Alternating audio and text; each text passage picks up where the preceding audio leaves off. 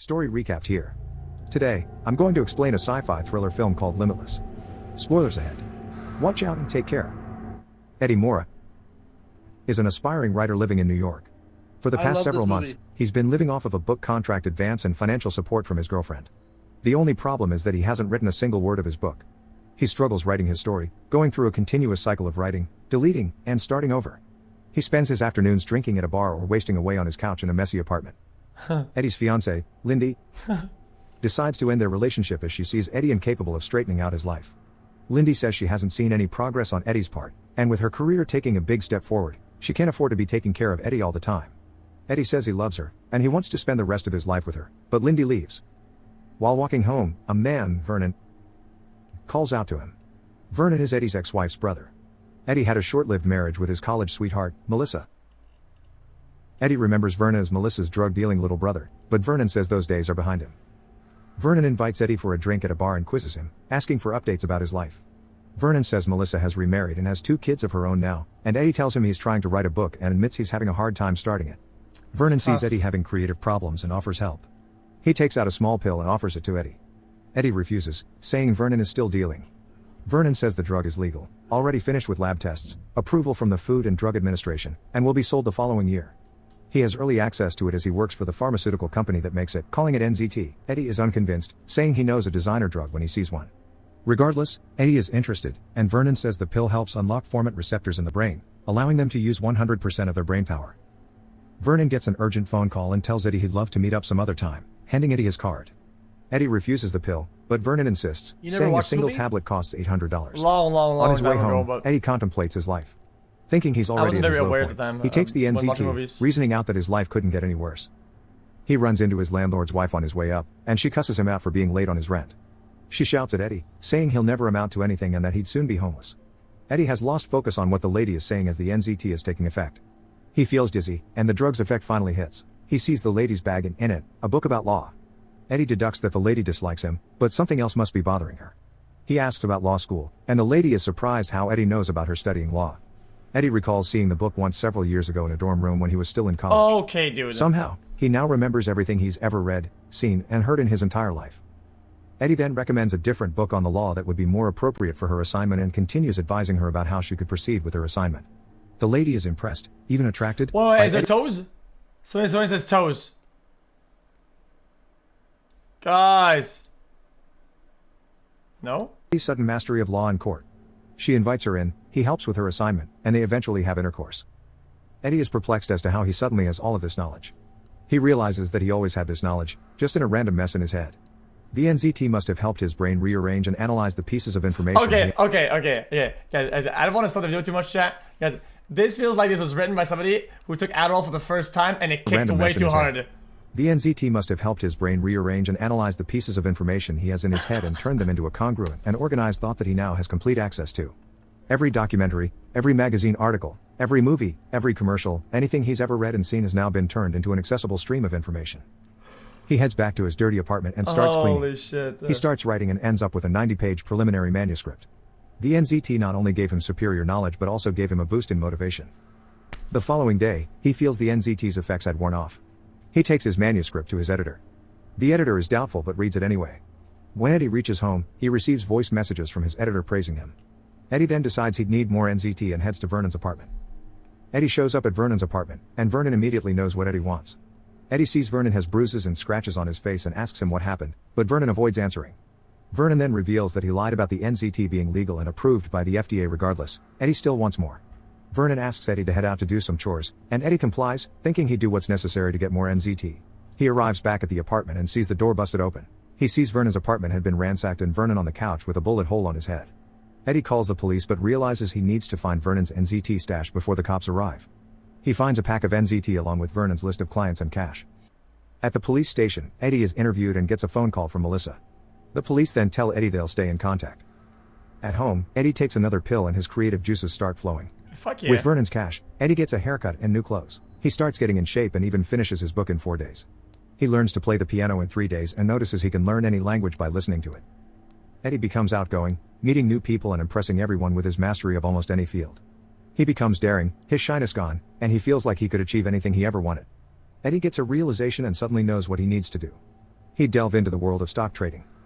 He meets Kevin, a broker working in Wall Street, and he becomes Eddie's entry point into the world of stocks. Eddie starts reading books on stock trading and monitors the stock market for movement. With NZT, he grew Vernon's remaining $800 to $2,000 in a day. The next day, it reaches $7,500. Eddie needs more capital for more growth and decides to seek help from a loan shark, Gennady. Gennady decides to give Eddie the loan but warns that he must be paid on time, or else something terrible would happen to Eddie. Eddie accepts the risk, confident that he would pay Gennady back in no time. The following day, Eddie heads to Kevin's brokerage firm and starts buying and selling stocks. Within 2 weeks, Eddie increased his brokerage account to over $2 million. Word starts getting around, and soon, Kevin calls him to say that a Wall Street tycoon wants to meet with him. That evening, Eddie has dinner with Lindy, and he tells her all about the good things he's been doing with his life. Seeing Eddie clean up his act, Lindy is proud, and Eddie tells her he just got a sudden wake-up call and decided to get his life together. After dinner, they head back to Lindy's place and make love. Over the next couple of days, the couple rediscovers their love, and soon, Lindy tells Eddie that she wants to be together with him again. As they talk about restarting their relationship, Eddie spots a man eyeing him from a distance. Later that night, Eddie stares out the window, looking to see if he'd spot the man but sees nothing. Lindy is in bed asking him to join her, but Eddie stumbles, and he's transported to the hallway in an instant. Eddie has no recollection of how he got out of his apartment, but Lindy sees him and asks him to go inside for a meal. The following day, Kevin joins Eddie for their meeting with the Wall Street giant. Kevin is nervous, but Eddie assures him that the meeting would be fine. Carl Van Loon, a Wall Street icon, arrives, and they start talking. Carl's companion is suspicious of Eddie and how he climbed up the ladder so fast, thinking it's a con, but Eddie talks his way through his questioning and impresses Carl. On a car ride home, Carl hands Eddie a stack of papers about the companies he owns and asks Eddie to take a look and to analyze a pattern and asks him what a good move would be. Eddie takes a thorough look and realizes that Carl must be planning a massive merger with a competing company. Carl is impressed even further, noticing how nobody could have figured that out in such short of a time. Carl gives Eddie a chance to restructure the deals between the companies and asks Eddie to meet him the following day. Eddie takes the challenge and exits Carl's limousine but decides he doesn't want to go home.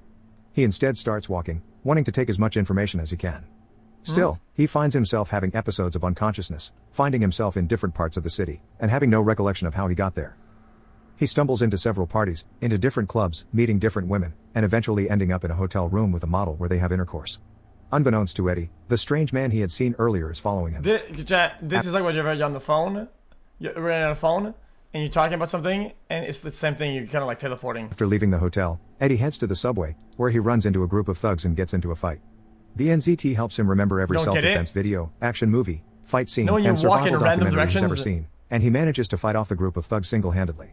He starts running afterward and finds himself atop the Brooklyn Bridge by dawn with no recollection of what happened to him in the past 18 hours. He heads home and gets to bed but is awakened by his alarm, reminding him about the meeting with Carl. Afraid that he might run into another episode of amnesia, Eddie decides not to take an NZT pill. He looks through the files that Carl sent him but finds that he can't understand the data. Kevin calls, and Eddie tells him he needs to postpone the meeting, but Kevin says he'll never get another chance if he cancels now. Eddie arrives sorry, I need to go back.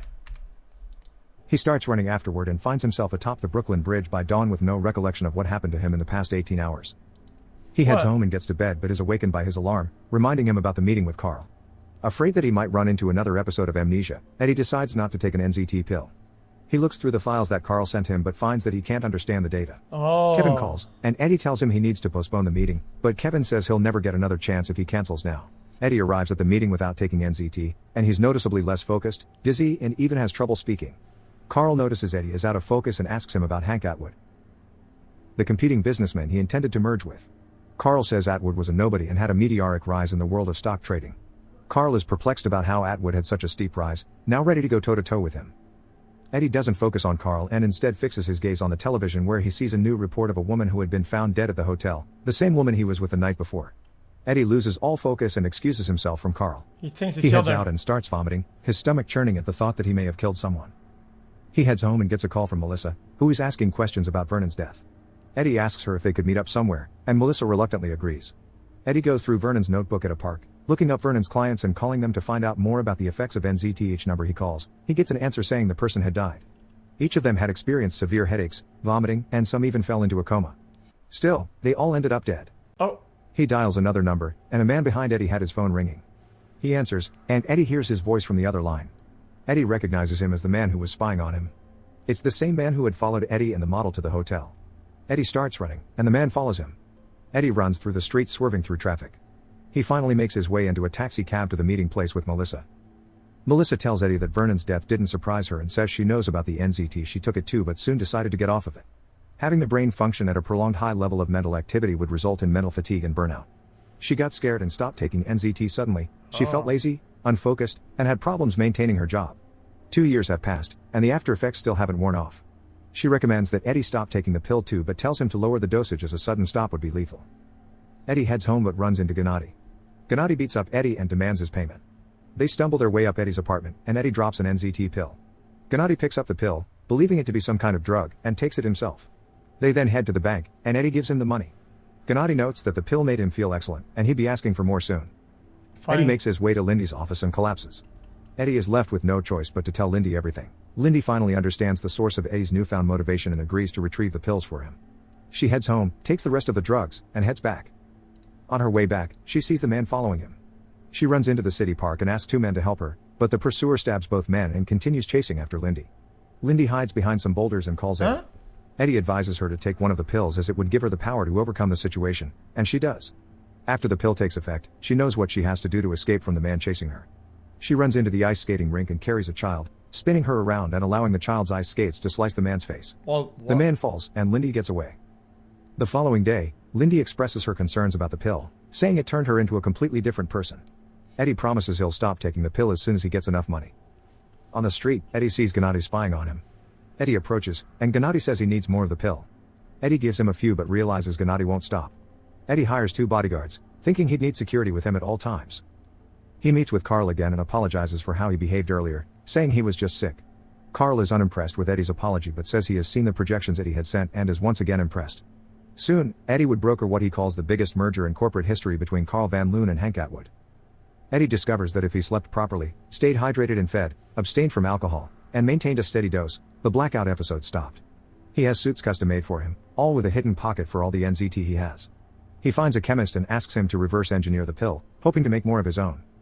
While having lunch, he spots the detective that interviewed him about Vernon's death. The detective informs him that Eddie is now a suspect in the model's death as one eyewitness placed him at the crime scene. Eddie hires Morris Brandt, one of the best and most ruthless lawyers in New York. Brandt gets him walking free temporarily, saying the evidence the police had is too weak. Carl and Eddie meet with Atwood again, and they observe Atwood's deteriorating health, and Eddie notes that Atwood isn't even over the age of 60. Eddie heads back to his hotel room and finds someone had broken in and, he assumes, is looking for the NZT. Security is now a primary concern, so he decides to buy a luxurious penthouse apartment with a top-of-the-notch security system. Later, Eddie runs into Gennady, who now has his own set of thugs guarding him. Eddie recognizes that Gennady, too, must be taking the pill. Gennady demands 20 more pills and blackmails Eddie with the model's death. The following day, the contract signing with Atwood is scheduled, but Carl is worried as Atwood is late. Atwood's wife arrives later and tells them her husband had suffered pain and dizziness and is currently hospitalized. She makes clear that they still want to proceed with the contract as soon as Atwood is able. They walk her down, and Eddie sees her driver is the man who had been stalking him. Eddie joins Brandt at the police station that afternoon, where Eddie has to enter a police lineup. Eddie takes his jacket off and hands it to Brandt. After the lineup, he meets up with Brandt again, and he tells him that Eddie is cleared of suspicion. Brandt then compliments Eddie's suit jacket.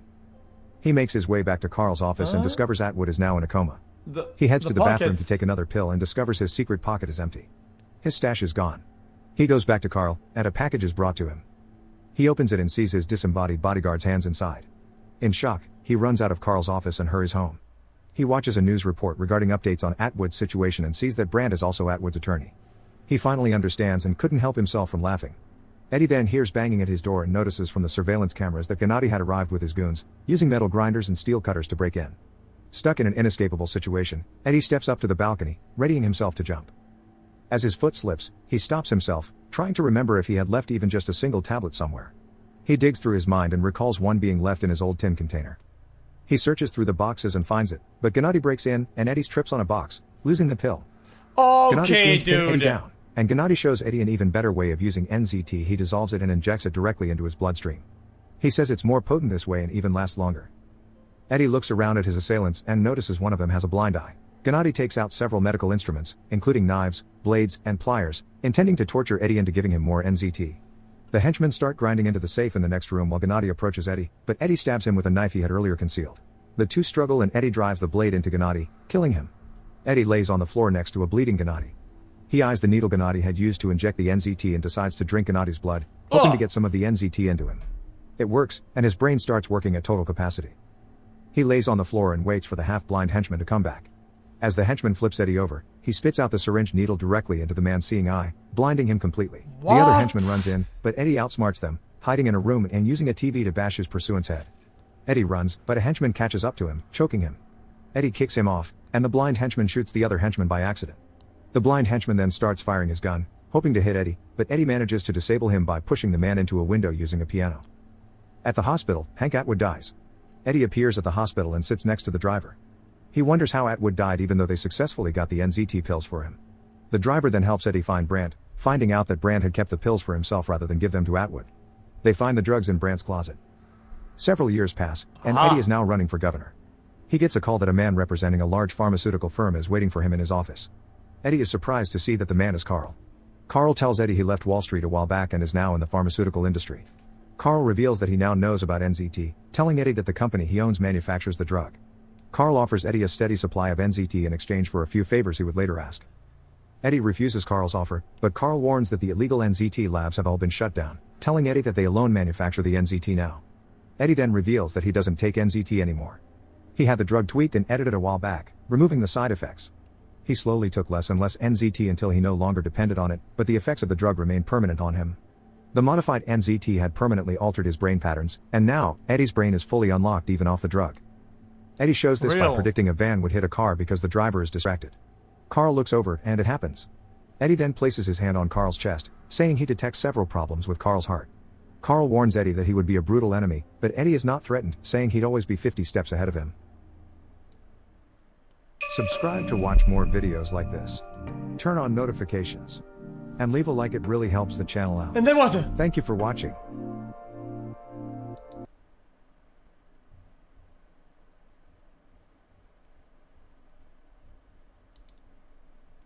Story recapped here. The moral story is what? Is to take drugs? Just take the good ones. I think the moral of the story is. Guys, I zoned out. I forgot I was streaming. I'm not kidding. I happened twice during the movie. This is the new TikTok. I'm getting lost in this shit. This is illness. Oh my god. Oh my god. What the fuck?